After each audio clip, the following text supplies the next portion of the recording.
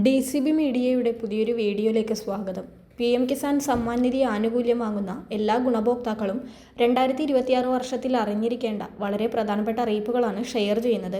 22ാമത്തെ ഗഡുത്തുകയാണ് പുതുവർഷത്തിൽ നമ്മളിലേക്ക് എത്തിച്ചേരുവാൻ പോകുന്നത്. അത് തടസ്സപ്പെടാതിരിക്കുവാൻ 2 കാര്യം പൂർത്തിയാക്കേണ്ടതുണ്ട്. വിശദ വിവരങ്ങളിലേക്ക് കടക്കുന്നതിന് മുൻപായി ചാനൽ ആദ്യമായി കാണുന്നവർ സബ്സ്ക്രൈബ് ചെയ്യുക. വീഡിയോ ഇഷ്ടമായാൽ ലൈക്ക് ചെയ്യുക. ഫേസ്ബുക്കിൽ കാണുന്നവർ പേജ് ഫോളോ കൂടി ചെയ്യുക. കർഷക ID അപ്രൂവ് ആയവർക്കായിരിക്കും 22ാമത് ഗഡുത്തുക എത്തിച്ചേരുക എന്നിപ്പോൾ വ്യക്തമായിട്ടുണ്ട്. രാജ്യത്തെ ചെറുകിട ഇടത്തരം കർഷകരെ സാമ്പത്തികമായി സഹായിക്കുന്നതിന് ആരംഭിച്ച പദ്ധതിയാണ് PM കിസാൻ സമ്മാൻ നിധി. നിലവിൽ 21 ഗഡുക്കളിലൂടെ 42,000 രൂപയാണ് കർഷകർക്ക് ലഭിച്ചിരിക്കുന്നത്.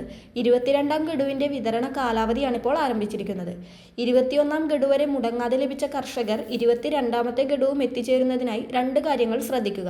ഒന്നാമതായി നിങ്ങളുടെ EKYC ചെക്ക് ചെയ്യുക. പ്രത്യേകിച്ച് കഴിഞ്ഞ ഗഡു മുടങ്ങിയിട്ടുള്ളവർ PM കിസാന്റെ ഔദ്യോഗിക വെബ്സൈറ്റിൽ കയറി EKYC എന്ന ഓപ്ഷനിൽ ക്ലിക്ക് ചെയ്ത് നിങ്ങളുടെ ആധാർ നമ്പർ എൻ്റർ ചെയ്ത് EKYC പൂർത്തിയാക്കിയോ എന്ന് പരിശോധിക്കുക.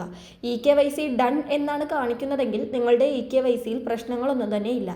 എന്നാൽ ഒരു തരത്തിൽ ചിലർക്ക് സ്റ്റാറ്റസ് ചെക്ക് ചെയ്യുമ്പോൾ ബയോമെട്രിക്കൽ EKYC ചെയ്യണമെന്ന നിർദ്ദേശമൊക്കെ വന്നിട്ടുണ്ട്. അത്തരത്തിൽ ബയോമെട്രിക്കൽ EKYC വീണ്ടും ചെയ്യണമെന്ന നിർദ്ദേശം വന്നവർ അത് അക്ഷയ കേന്ദ്രങ്ങളിലോ CSC സെന്ററുകളിലോ ചെന്ന് പൂർത്തിയാക്കുവാൻ ശ്രദ്ധിക്കുക. സ്റ്റാറ്റസ് ചെക്ക് ചെയ്യുമ്പോൾ അവിടെയെല്ലാം യെസ് എന്നാണ് കാണിക്കുക. എന്നാൽ ഇത്തരത്തിൽ സ്റ്റാറ്റസ് ചെക്ക് ചെയ്യുമ്പോൾ EKYC എല്ലാം യെസ് എന്നാണ് കാണിക്കുന്നതെങ്കിലും നിങ്ങൾ നിങ്ങളുടെ ആധാർ നമ്പർ ഉപയോഗിച്ച് EKYC പൂർത്തിയാക്കിയോ എന്ന് പരിശോധിക്കണം.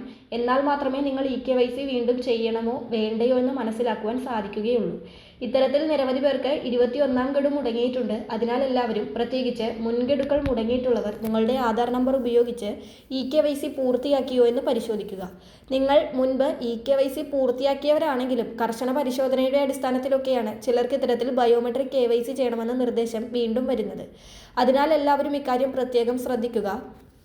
അടുത്തറിയിപ്പ്, കിസാൻ സമ്മാൻ നിധി ആനുകൂല്യം ലഭിക്കുന്ന എല്ലാ കർഷകരും അഗ്രിസ്റ്റാക്ക് ഫാർമേഴ്സ് ID എടുക്കേണ്ടതുണ്ട്. PM കിസാൻ കർഷകർ നിർബന്ധമായും ഫാർമർ ID എടുക്കണമെന്ന അറിയിപ്പ് നേരത്തെ വന്നിരുന്നു. ഇതുമായി ബന്ധപ്പെട്ട രജിസ്ട്രേഷൻ നടപടികൾ 2026 ഊർജിതമാക്കും. 22ാം ഗഡു ലഭിക്കണമെങ്കിൽ ഫാർമർ ID കൈവശം ഉണ്ടായിരിക്കണമെന്ന് കേന്ദ്രം കർശനമായി അറിയിച്ചിരിക്കുകയാണ്. അതിനാൽ ID എല്ലാ കർഷകരും അപ്രൂവൽ ആക്കുവാൻ ശ്രദ്ധിക്കുക. അപ്പോൾ 21ാം ഗഡു മുടങ്ങിയവർ നിങ്ങൾ EKYC ചെയ്തിട്ട് അത് യെസ് ആയിട്ടുണ്ടോ എന്ന് പരിശോധിക്കുവാൻ മറക്കാതിരിക്കുക.